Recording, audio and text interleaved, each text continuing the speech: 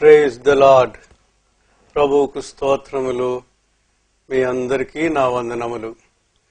మరొకసారి బైబిల్ స్టడీలో దేవుని వాక్యం కొరకై ఈ రీతిగా ప్రభు మనలను సమకూర్చినందుకై దేవునికి ఎంతో వందనములు చెల్లిస్తున్నాను.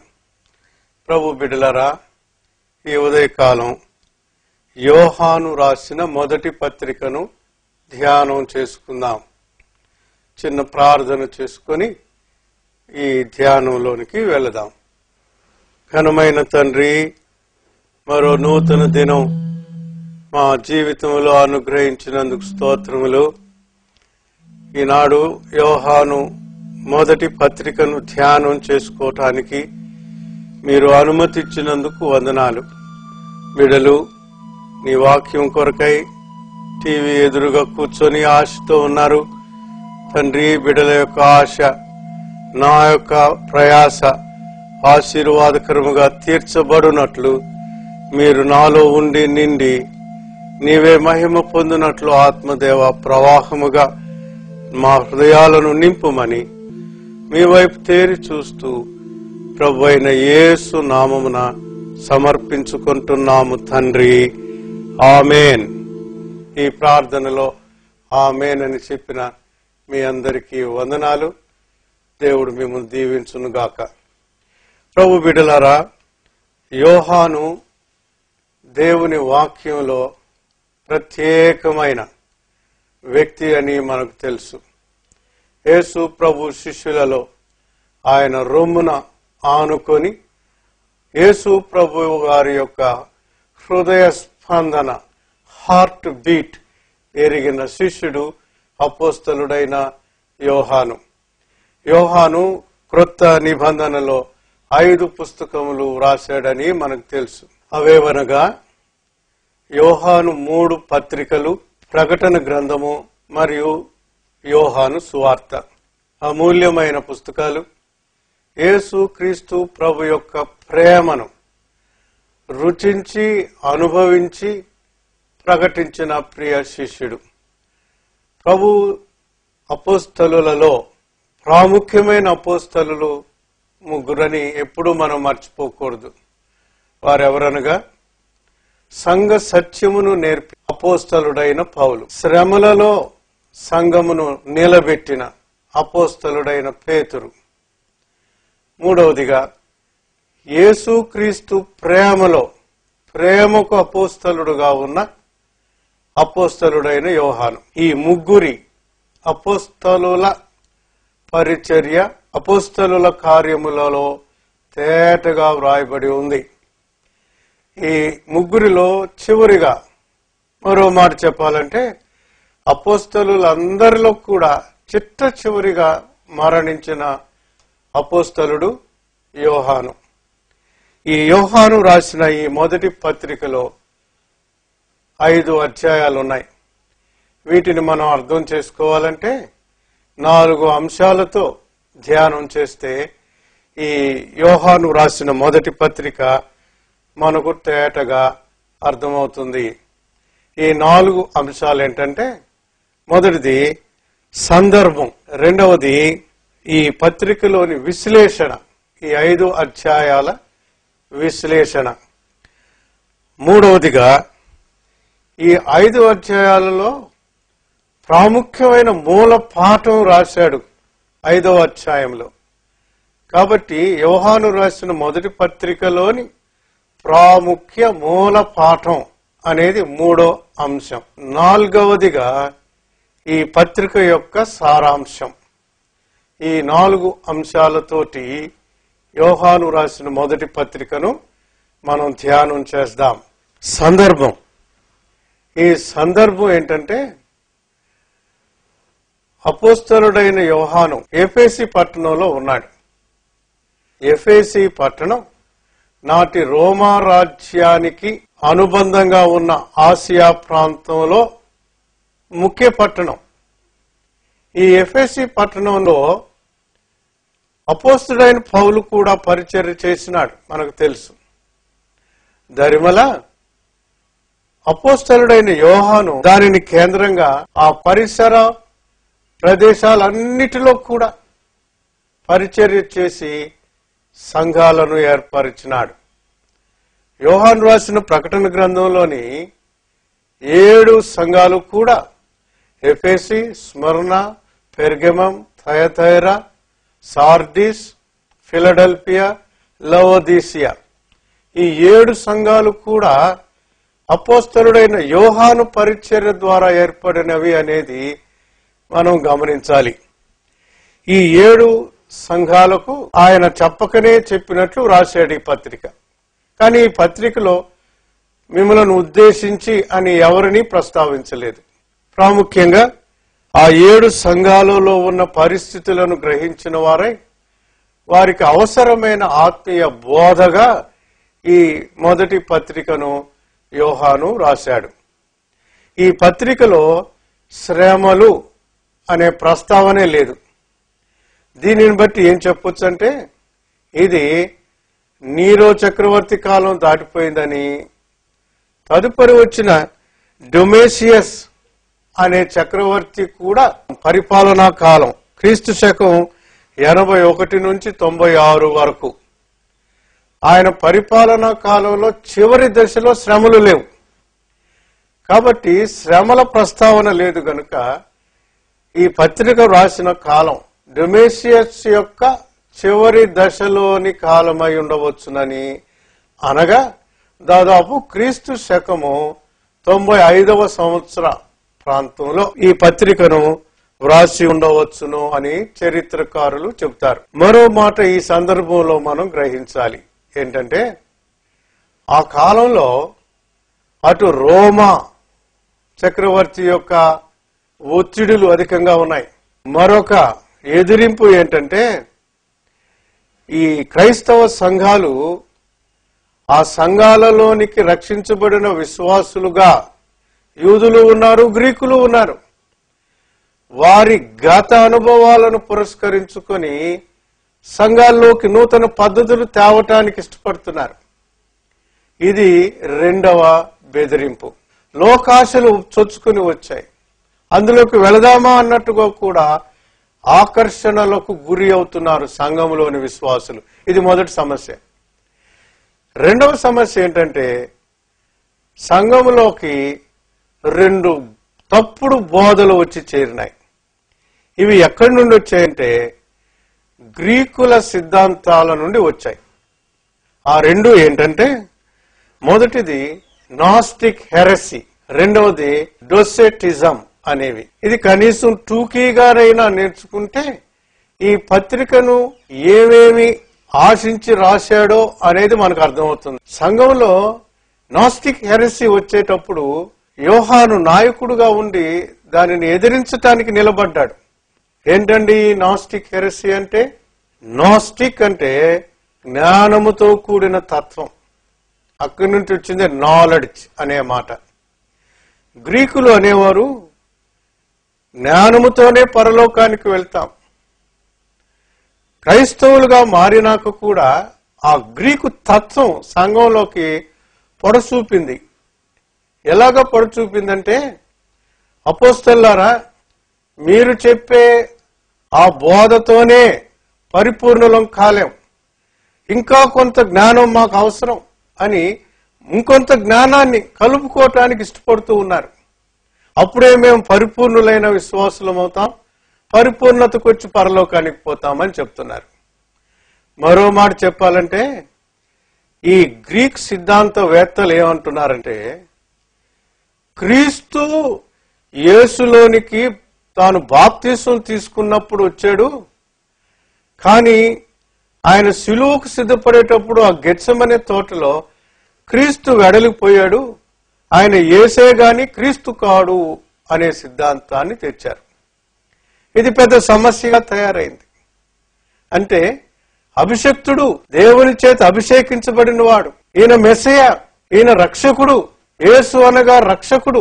ఎలాంటి రక్షకుడు? అభిషేకించబడిన, అధికారము కలిగిన, దేవుని చేత ఏర్పరచబడిన, మోసే ప్రవక్త నుండి ప్రవచించబడిన ఆ మెస్సయ క్రీస్తు అనే అవగాహన వారు ఇష్టపడలేదు గ్రీకు. ఈ సందర్భంలో వారికి ఎదురు నిలిచి అపోస్తుడైన యోహాను బోధించాల్సి వచ్చింది, పత్రిక రాసినాడు.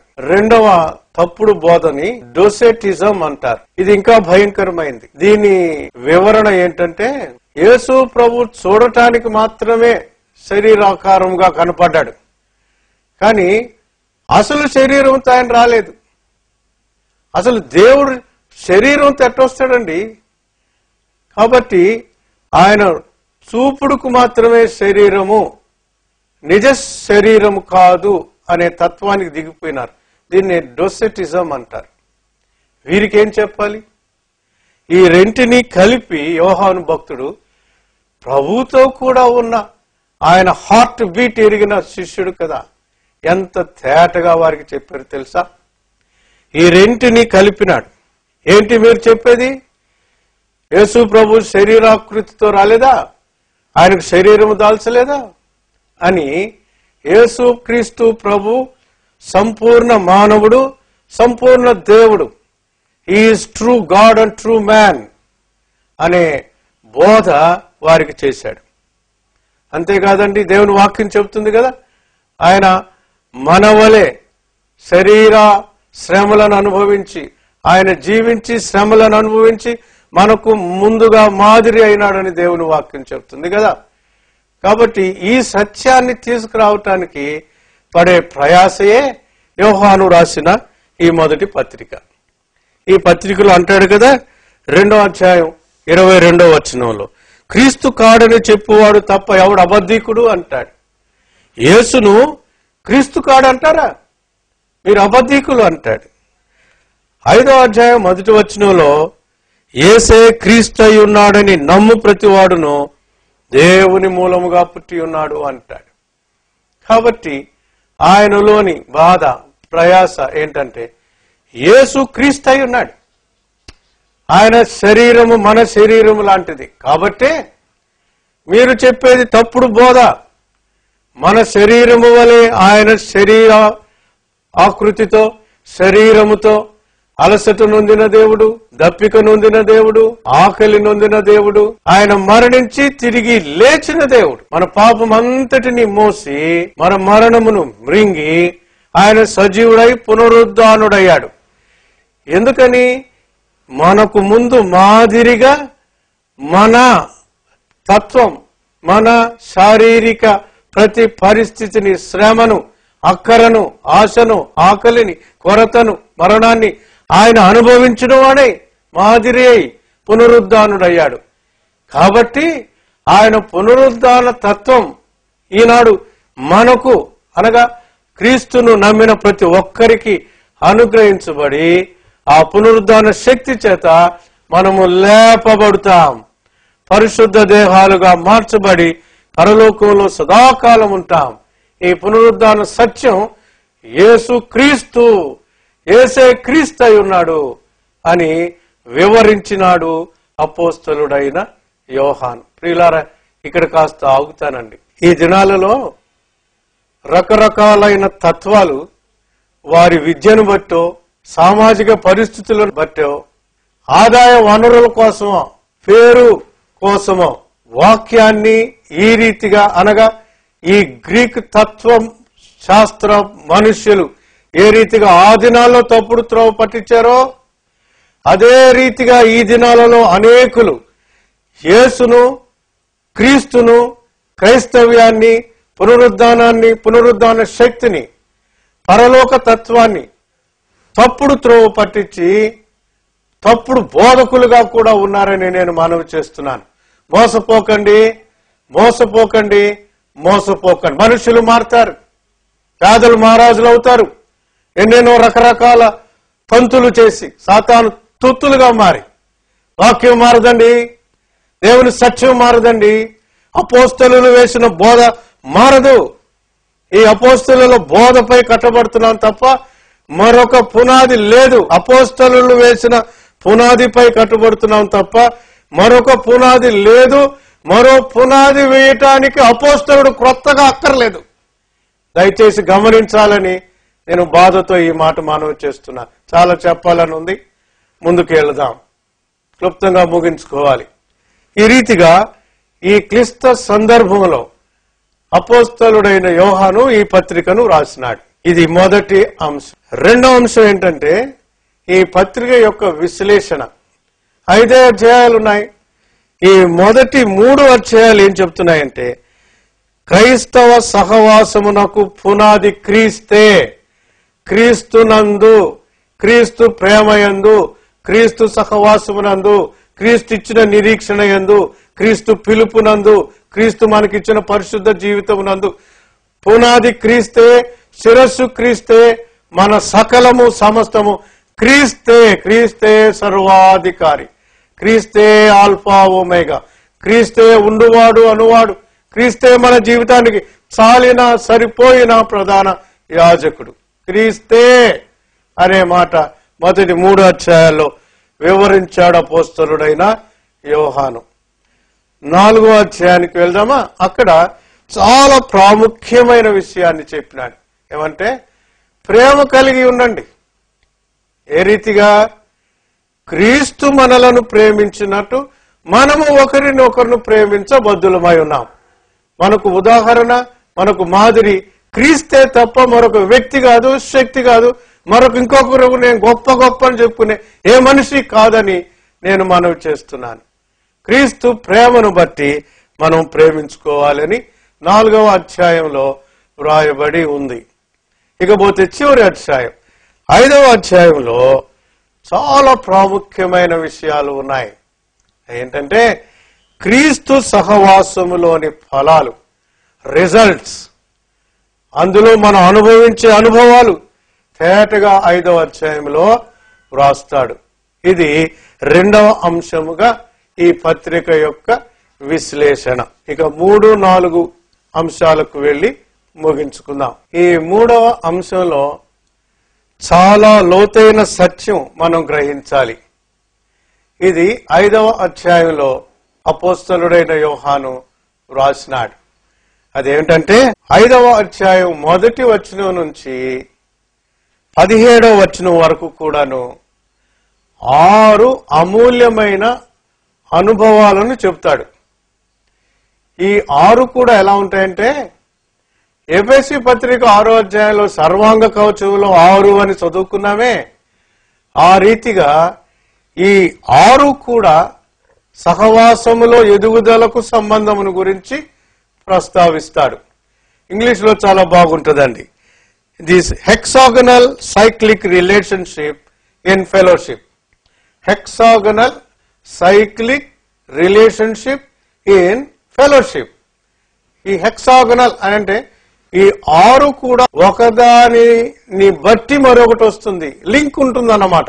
కాబట్టి దీన్ని 6ంటికి కలిసిన అంతర్ సంబంధమైన ఇంటర్నల్ రిలేషన్షిప్ కలిగి ఉంటే దాన్ని హెక్సాగోనల్ అంటారు. ఏంటి హెక్సాగోనల్ రిలేషన్షిప్ అంటే ఈ 6 ఒకదానికొకటి ఐక్యత కలిగిన అనుభవాలే సహవాసములో కనపడాలి. సహవాసం అంటే మాటలతో చెప్పేది కాదండి, ఇది అనుభవంతో వచ్చేది. ఈ అనుభవంలో ప్రేమ అనేది ప్రాముఖ్యం. అపోస్తలుడైన యోహాను అంటేనే ప్రేమ అని కదా, ఆయన ప్రేమకు మారుపేరు. ప్రేమను గురించే రాస్తాడు. దేవుడు లోకమును ఎంతో ప్రేమించను అని నొక్కి చెప్పిన మహనీయుడు యోహాను. ఆ మహనీయుడి మాట ప్రేమ సహవాసంలో కనబడాలి అనేదే ఆపేక్ష. మొదటిది అనుభవిస్తే రెండోదానికి వస్తాం, రెండోది అనుభవిస్తే 3కి వస్తాం, 3వది అనుభవిస్తే 4, 4 అయ్యాక 5 అనుభవానికి వస్తాం, తదుపరి 6 అనుభవానికి వస్తాం, 6తో ముగించేస్తాం, అయిపోయిందండి.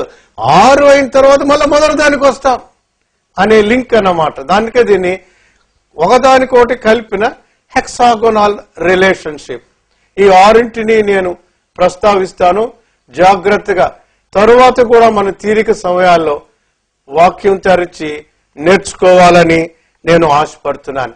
ఇంకా క్లియర్ గా మనకు అవగాహనకు రావాలంటే 4వ అధ్యాయం 20వ వచనం నుంచి 5వ అధ్యాయం 17వ వచనం దాకా ఈ 6 అంశాలను విభజించి నేను చెప్తానండి. దయచేసి గమనించండి. ఆ రీతిగా తీరిక సమయాల్లో మరలా ధ్యానం చేస్తాం. మొదటిది 4వ అధ్యాయం 20వ వచనం నుంచి 5వ అధ్యాయం 1వ వచనం. ఈ వచనాల్లో ఏమని ఉందంటే, నంబర్ 1, విశ్వాసులకు గల ప్రేమ వేరుపరచుటకు వీలుగాని దేవుని కొరకైన ప్రేమ. విశ్వాసుల ప్రేమ ఏ రీతిగా ఉంటుందంటే, ఇది వేరుపరచలేం. దేవుని ప్రేమ నుండి మనలను ఎవరు వేరుపరచలేరు కదా. ఆ రీతిగా దేవునితో మన ప్రేమ ఏ రీతిగా వేరుపడదో ఆ రీతిగా విశ్వాసికి ఉన్న ప్రేమ వేరుపరచుటకు వీలు కానిది అనేది నంబర్ 1. 5వ అధ్యాయం 2-3 వచనాలకు వస్తే, మొదటి అధ్యాయం నుంచి ఉన్న లింక్ అన్నమాట. ఏంటది? దేవుని ఈ ప్రేమ ఏ రీతిగా విశ్వాసులోకి వస్తుందంటే, ఆయన ఆజ్ఞలకు లోబడుట వలన, ఆయన మేలని స్వరం విని లోబడుటను బట్టి ఆ దేవుని ప్రేమ మనలోకి వస్తుంది. మన ప్రేమ విశ్వాసులో కొనసాగుతుంది అనేది 2వ అంశం. 3వ దానికి వెళ్దామా? దేవునికి లోబడుట అనేది కదా ఇక్కడ కనెక్టింగ్ వర్డ్, కలుపుకునే కొనసాగే మాట. ఈ దేవునికి లోబడితే ఇంత ప్రేమ వస్తుంది కదా. ఎలాగా దేవునికి లోబడతావు అనేది 3వ మెట్టు. ఏంటది? దేవునికి లోబడుటంటే క్రీస్తునందు మనకు గల విశ్వాసమును బట్టి కలుగుతుంది. మనం క్రీస్తులో ఎంత విశ్వాసంతో ఎదుగుతామో అంతగా క్రీస్తును క్రీస్తును ఎంతగా ప్రేమిస్తామో అంతగా దేవునిని ప్రేమిస్తాం అనేది విశ్వాసమును బట్టి మనకు క్రీస్తులోని ప్రేమ, అది దేవునిలోని ప్రేమ, అది విశ్వాసికి కొనసాగే ప్రేమ అని గమనించాలి. ఇది 3వ మెట్టు. 5వ అధ్యాయం 4-5 వచనాలలో ఈ మాటలు మనము గమనించగలము. 3 మెట్లైంది. ఇప్పుడు 4వ దానికి వెళదాం. 4వది ఏంటంటే యేసునందలి విశ్వాసం. ఇందాక యేసునందలి విశ్వాసంతోనే ప్రేమ అన్నాం కదా. ఇప్పుడు యేసునందలి విశ్వాసంలో ఎదగటం ఎట్లా అంటే, యేసు నాకు తెలుసు అని సరిపెట్టుకోవటం కాదు. యేసు మనకు క్రీస్తు కావాలి. ఆయన నాకు అభిషిక్తుడైన, ఆయన నా కొరకై దేవుని చేత పంపబడిన, శరీరాకృతి కలిగి నా శరీరము వలె ఆయన శరీరం ఉండి మరణమై పునరుద్ధానుడై లేచిన ఆ క్రీస్తునందలి విశ్వాసమును కలిగి ఉన్నానని చెప్పటమే క్రీస్తులో ప్రేమలో ఎదగటం. అనగా యేసునందలి విశ్వాసము కేవలము ఆయన బాప్తిస్మము ద్వారా, అంటే నీటి వరకు విశ్వసించి ఆగిపోవటం కాదండి. ఆయన సమాధి వరకు వచ్చి ఆయన మరణము వరకు కూడా ఆయన యందు విశ్వాసం ఉంచాలి. ఆయన యందు విశ్వాసం ఉంచి సాక్షులమై ఉండాలి. మా విశ్వాసానికి ఇది నా సాక్ష్యం అని సాక్షులై ఉండాలి అని చెప్పేది 4వ మెట్టు లేదా 4వ అంశం. ఇక్కడ ఒకటి గమనించండి. ఇది 5వ అధ్యాయం 6-8 వచనాలలో ఉంది. అక్కడ నీరు, రక్తము అని ప్రస్తావించబడ్డాయి. దాని లోతైన సత్యం ఏంటంటే, నీరు అంటే ప్రేమించటం బాప్తిస్మం వరకు, అంత మటుకే ఆగక రక్తం వరకు, అనగా ఆయన మరణము వరకు ప్రేమించాలి. ఆయన మరణమును గురించి మనం సాక్ష్యమై ఉండాలి అని చెప్పటానికే అక్కడ నీరు, రక్తము అనే మాటలు ప్రస్తావించబడ్డాయి అని గమనించాలి. కాబట్టి 4వ అంశము సాక్షులమై అనేది మనం జ్ఞాపకం పెట్టుకోవాలి. ఎప్పుడైతే సాక్షులమై ఉంటామో అప్పుడు 5వ మెట్టుకు ఎక్కి వెళుతాం అని రాస్తాడు.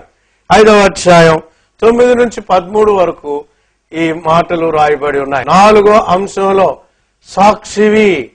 సాక్షివిగా ఉన్నావు అనే అనుభవం కలిగితే, ఈ అనుభవం నేను ఎంతవరకు తెస్తుందంటే పరిపూర్ణ విశ్వాసములోనికి తెస్తుంది. కొరత లేని సంపూర్ణ విశ్వాసానికి వస్తావు. ఈ సంపూర్ణ విశ్వాసము అనేది 5వ అంశము.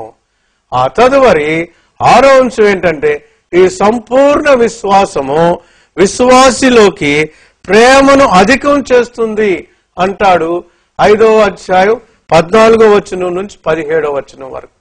అనగా ఈ 6వ అంశంలో మన సంపూర్ణ విశ్వాసము, సాక్ష్యముతో కూడిన విశ్వాసం ఏ రీతిగా మనల్ని మారుస్తుందంటే, మన విశ్వాసములో ప్రేమను అధికం చేస్తుంది. తద్వారా విశ్వాసి యొక్క ప్రేమ అధికమవుతుంది. ఇది 6వ అంశం. ఇప్పుడు 6 నుంచి మళ్ళీ మొదటికి వెళ్ళాలి కదా, సర్క్యులర్ రిలేషన్షిప్ కదా. అదేంటది? ఈ సంపూర్ణ విశ్వాసము మనలో అధికం చేసిన ఈ ప్రేమ చేత విశ్వాసులము ఒకరినొకరము ప్రేమ కలిగి ఉంటాం.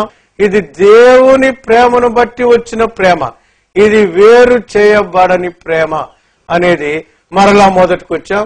మరలా అక్కడి నుంచి కొనసాగి 6 అంశాలకు ఆ రీతిగా జీవితయాత్ర అంతటిలో కూడా ప్రేమ యొక్క అమూల్యతను ఒకదాని తరువాత ఒకటి ఏ రీతిగా మనం కలిగి కొనసాగాలో నేర్పించే అంశమే ఈ 3వ అంశం, మూల పాఠం. ఇది ఈ యోహాను పత్రికలోని మూల పాఠం అని మనం గమనించాలి. 4వ అంశము ఈ పత్రిక యొక్క సారాంశం. ఇది చెప్పి నేను ముగిస్తానండి. ఈ సారాంశము చివరి అధ్యాయం అనగా 5వ అధ్యాయం 18వ వచనం నుంచి 21వ వచనం వరకు మనం గ్రహించగలం. వచనాలు మనం చదివితే ఈ చివరి వచనం వరకు కూడా 3 ప్రాముఖ్యమైన మాటలు మనం గమనిస్తాం. నెంబర్ 1, సహవాసమునకు పాపము అనేది పెను ముప్పును కలుగజేస్తుంది అనేది సారాంశములోని మొదటి అంశం. 2వ అంశం ఏంటంటే, నీకు కలిగిన విశ్వాసమును బట్టి లోకంలో ఏ తప్పుడు బోధ ఎదురైనా, ఏ పరిస్థితి ఎదురైనా ప్రభు కొరకు నీవు సాక్షిగా నిలబడి లోకంలోని పాపాన్ని ఖండిస్తూ, వాక్యము కాని దానిని ఖండిస్తూ ప్రభు కొరకు నిజమైన నిఖరమైన విశ్వాసిగా నిలబడాలి అనేది ఈ 2వ అంశం, సారాంశములోని 2వ అంశం. చివరిగా సారాంశంలోని చివరి పాఠం ఏంటంటే, తేటగా రాస్తాడండి, యేసుక్రీస్తు నిజమైన దేవుడని సాక్ష్యమిస్తూ సాతాను ప్రలోభాలను త్రోసివేసి శరీరాకారమును బట్టి మరణ పునరుద్ధానములను బట్టి క్రీస్తులో పాలు పొందులు కలిగి ఉండాలి. క్రీస్తులో పాలు పొందులు కలిగి ఉండాలి. ఎన్ని శ్రమలైనా, ఎన్ని ఆకర్షణలు వచ్చినా క్రీస్తును విడిచి, సత్యమును విడిచి, వాక్యానుసారమైన దానిని విడిచి లోకములోనికి దేమావలే వెళ్ళిపోకూడదు, తోమావలే హతసాక్షివి కావాలి అని చెప్పే అంశమే సారాంశములోని 3వ అంశం. ఈ రీతిగా ప్రభు మనలను యోహాను రాసిన మొదటి పత్రికలో 5 అధ్యాయాలలో మనం గ్రహించగలిగిన ఈ ప్రాముఖ్యమైన అంశాలు, మొదటిది సందర్భం, 2వది విశ్లేషణ, 3వది మూల పాఠం 5వ అధ్యాయంలో, 4వది సారాంశం అనే ఈ అంశాలతో ఇంతవరకు మనం చెప్పుకున్నాం. ఈ మాటలను మన వినికిడిలో దేవుడు దీవించి ప్రభు మనకు కృపనిచ్చును గాక. చిన్న ప్రార్థన చేసి నేను ముగిస్తాను. ఘనమైన తండ్రి, నీ పాదములకు స్తోత్రములు. ఈ మాటలు నీ చేతుల్లో, నీ పాదముల దగ్గర పెడుతున్న ప్రభువా, మీరే మీ చేతుల్లోకి తీసుకొని నీరు పెట్టి ఫలింపులోనికి తండి ఆశీర్వాదకరంగా చేయండి. ఈ మాటలను మాకు ఆశీర్వాదకరంగా చేయమని ప్రభువా, ఎంతో ఓపికగా విన్న ప్రతి బిడ్డను, వారి కుటుంబాలను దీవించి ఆశీర్వదించమని ప్రభు అయిన యేసు నామముననే ప్రార్థిస్తున్నాను తండ్రి, ఆమేన్. తండ్రి అయిన దేవుని ప్రేమయు, ప్రభు అయిన యేసు క్రీస్తు వారి కృపయు, పరిశుద్ధాత్మ దేవుని యొక్క నిత్య సన్నిధి సదాకాలము మనకు తోడై ఉండును గాక. ఆమేన్. God bless you.